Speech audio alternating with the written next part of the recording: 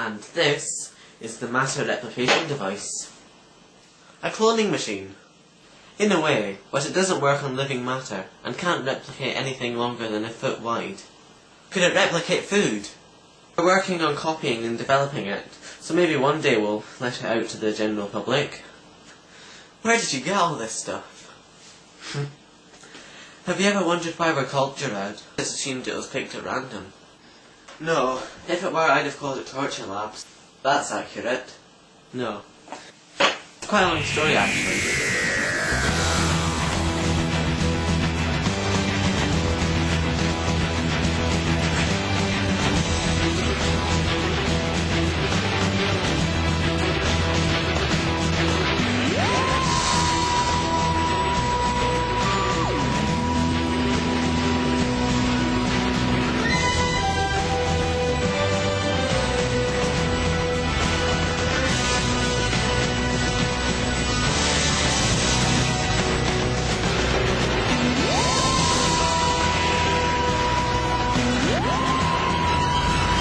I was a chemist, one of the best chemists in Britain.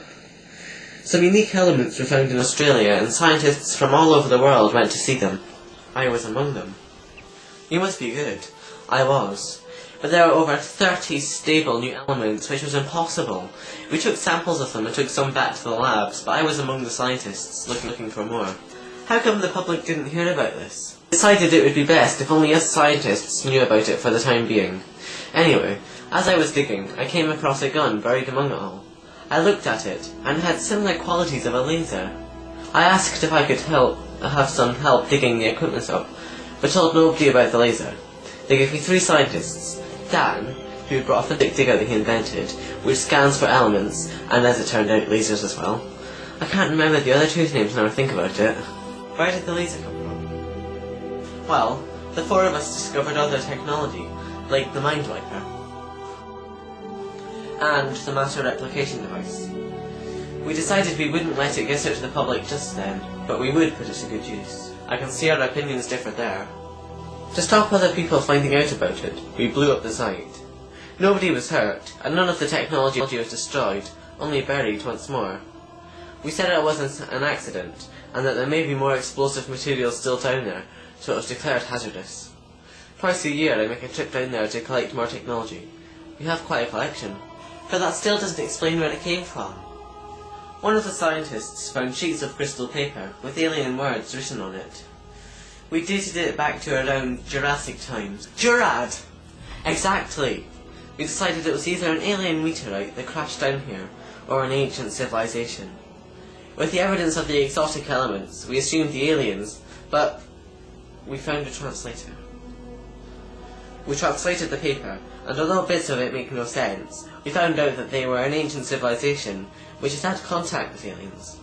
The name of their civilization was translated as Jurrad, so we named our group that. It turned out they knew that they were going to die, and put a bit of all their technology in one place for a future species to find. What killed them? No idea. We think it was the meteor that destroyed the dinosaurs, but the carbon dating suggests it's a bit earlier than that. But you had trouble getting it here, didn't you? Yes. The other 2 scientists wanted us to tell the government. Regrettably, we had to wipe their minds. That isn't surprising.